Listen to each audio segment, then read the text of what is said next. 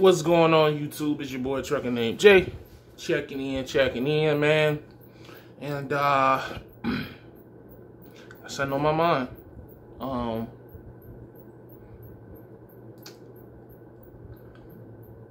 It's been 7 months already, man. Like, I was up last night late. I should say this morning. And I was just, scrolling through YouTube. Shout out to Life with Josh Lasagna, as Jay called him. Shout out to him. Shout out to Calvin Leaks. I just subscribed to his channel. Shout out to Call Me Cooley. Jay, I can't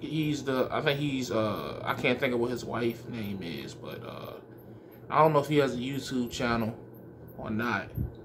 If you do, for those that was in that Life with Joshua stream, put Jay's link down in the comments for me. I'd like to go subscribe to his channel as well. But we was in there for about, I don't know, 2 hours, and we were just chit-chatting, and just they were dropping GMs on me, GMs on top of GMs, and it was a good situation, man. That's what YouTube should be. A bunch of different guys from a bunch of different avenues in trucking. You had authority owners in there, you had fleet owners in there, you had, some guys who had paid off trucks, some guys who had leasing, some guys who had leasing and through a third party, some guys, myself, who had leasing onto the carrier that they pulled for. But, it was no argument, it was no negativity, it was no smart remarks. Niggas just had a good conversation and was just chilling. You know what I mean? The only thing that was missing was probably a couple of beers and some chicken or some shit. Some wings, because it just felt like niggas just pulled up at the bar and just was chopping it up. You know what I mean? So I think that's what YouTube need more of. And maybe I just been, because for a long time I just limited myself to the people I chose to associate myself with, and so it would keep me from fucking with a lot of different people. It would just, if your name on D-Raj, Trucker Brown, LaShawn, and really that's it, I really won't try to fuck with you. But now, where I'm at now, man, as long as you come in with good vibes and you ain't on no bullshit, like, I fuck with your channel, I fuck with whatever you got, I show love, and we could chit-chat, I come on your channels. I was supposed to do a joint with somebody else, but they never hit me back, but it's all love. But, so yeah, man, that was just a really dope experience. So, shout out to all them gentlemen. Make sure you go subscribe to all of them, real shit. But what I want to talk about in this video, real briefly, man, is that, it's 7 months later. 7 months ago, I think 7 months and 2 days ago, I made a video, and I'm gonna put the link to that video in my comments. I'm gonna tag it below so you can go click the link of that video.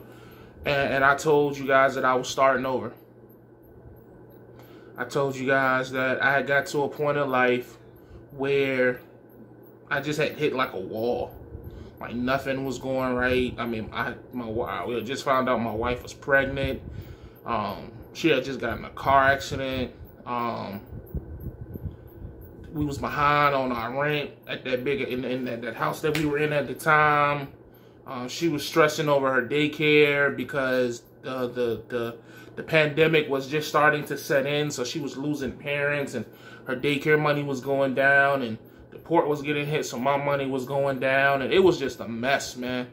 It was a mess back in June.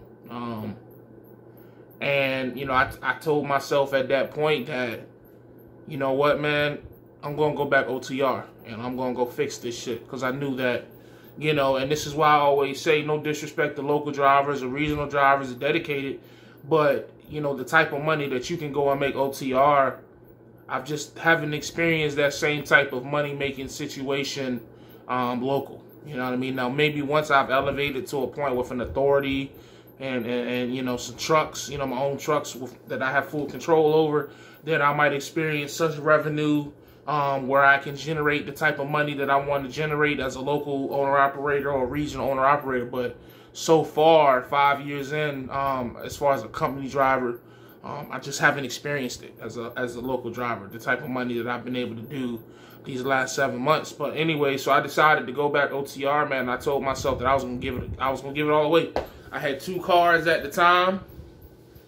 I had a 2006 Chevy Tahoe that I just had bought for $4,500. I had my Mercury 2000, that was a 2003 Mercury Grand Marquis.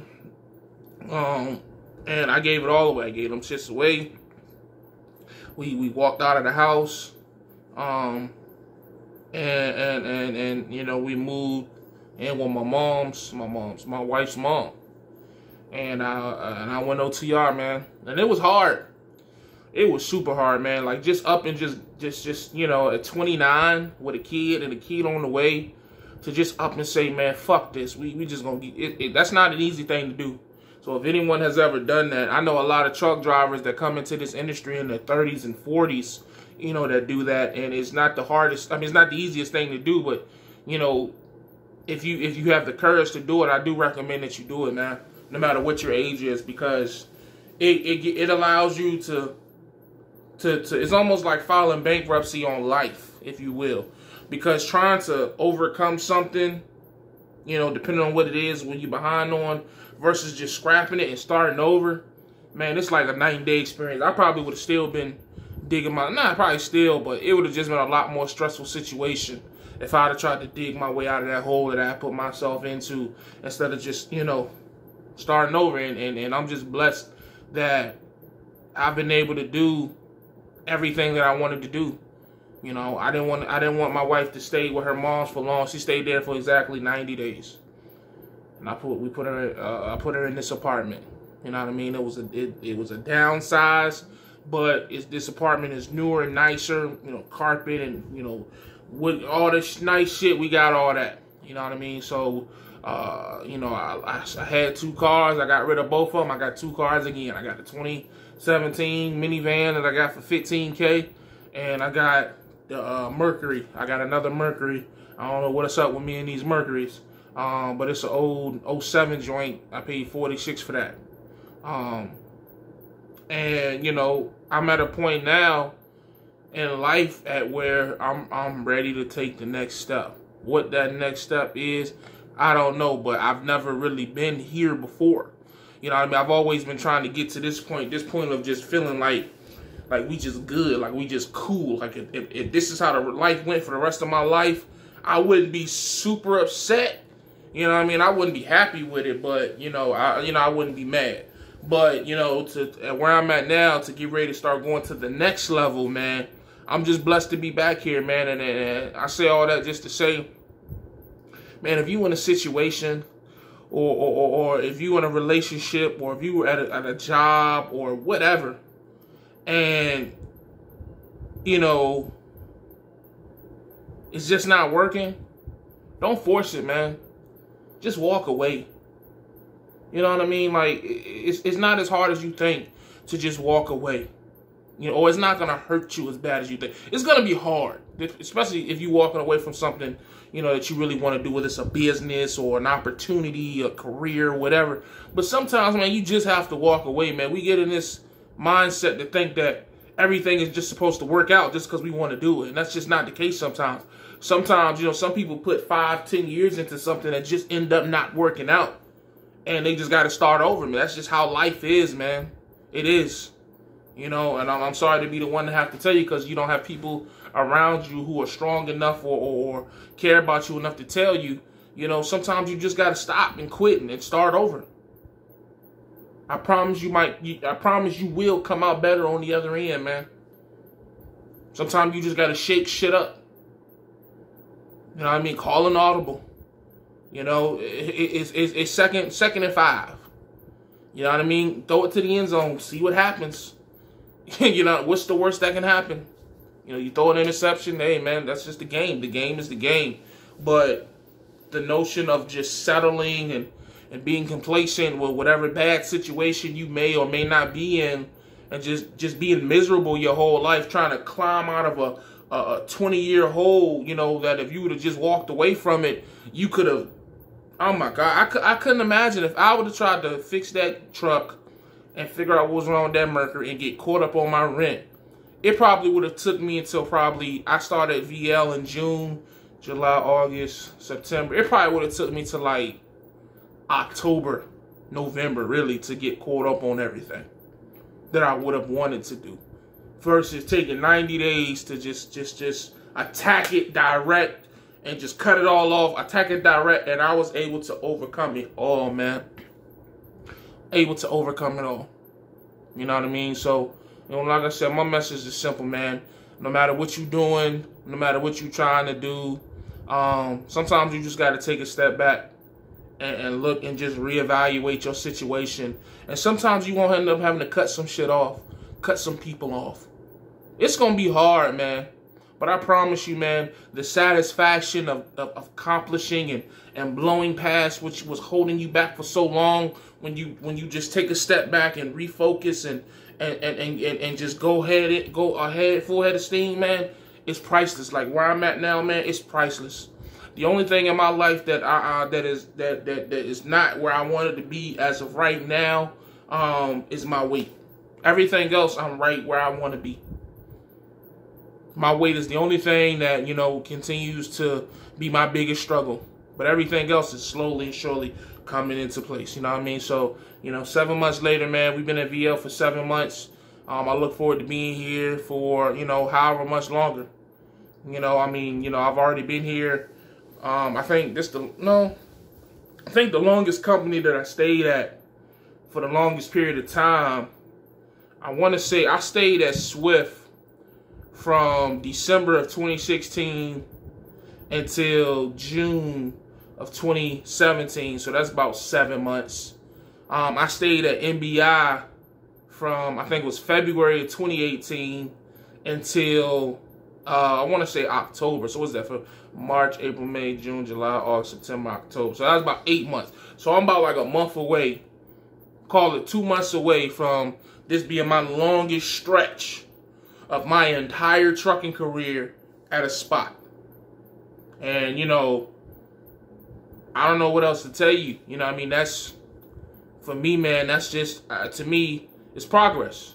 You know, some people will say, oh, man, you know, 7 months ain't nothing. You still a job hopper. That's fine, man. But to me, it's all about progress. It's all about, you know, looking back and seeing where I was, what I was doing then, and where I'm at now, what I'm doing now. How I think now, how I move now. And if I'm grading myself, man, I definitely see progress. I definitely see me heading in the right direction. And I feel better. Oh, my God.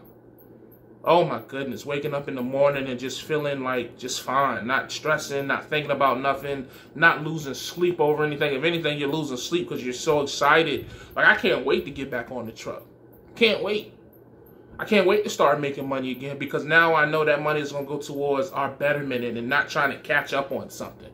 It's going to go towards building something and getting ahead versus catching up. I feel like I've spent my whole life trying to catch up or make do or whatever.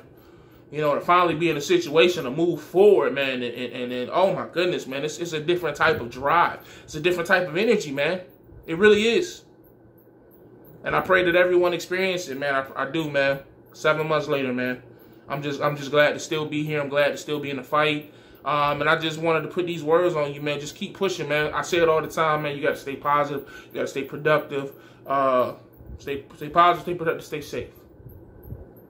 You know what I mean? Like, you know, depending on what your religion is, you keep God first. You take care of your family and you run your truck, man. And I promise you'll be okay, God, family, truck. And I just don't be saying this shit just to say it.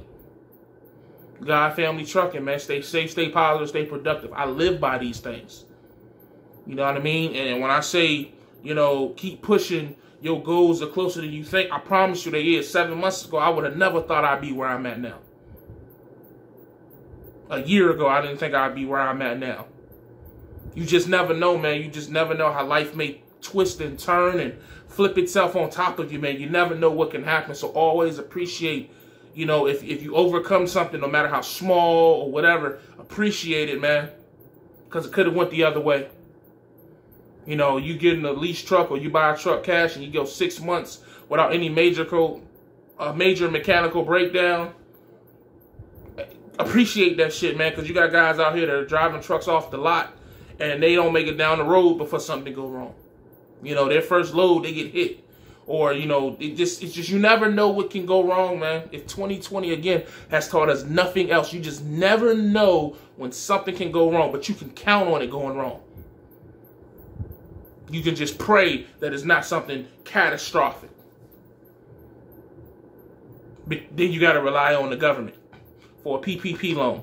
Because let's call a spade, man. A lot of these businesses and truck drivers would have been screwed without that PPP loan. And that's a big fact. And just appreciate what you have, man. Keep working to what you want. Stay focused. Stay consistent. And just be happy, man. Be happy for what you have.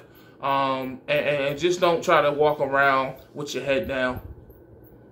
Don't put too much pressure on yourself. You know, just keep pushing. You're going to be all right. You're going to be okay. I promise you. But that's all I got, man. I just wanted to get that off my chest, man. For everyone who have shown support and give me encouraging words, even when I was at my worst, I salute you and I appreciate you. That shit is not... I was looking through the comments of that video. I'll put the link to that video and I'll tag it down below. To that video where, you know, I said I was starting over, and I just got a lot of love, man. I got a lot of love, a lot of encouraging words, and I appreciate that, man. I really do. So, sorry I didn't know this video was going to be this long, but it is what it is, man. As always, you know the vibe. Stay safe, stay positive, stay productive. God, family, trucking. And as always, like I say, man, keep pushing. Your goals are closer than what you think they is, man. Salute.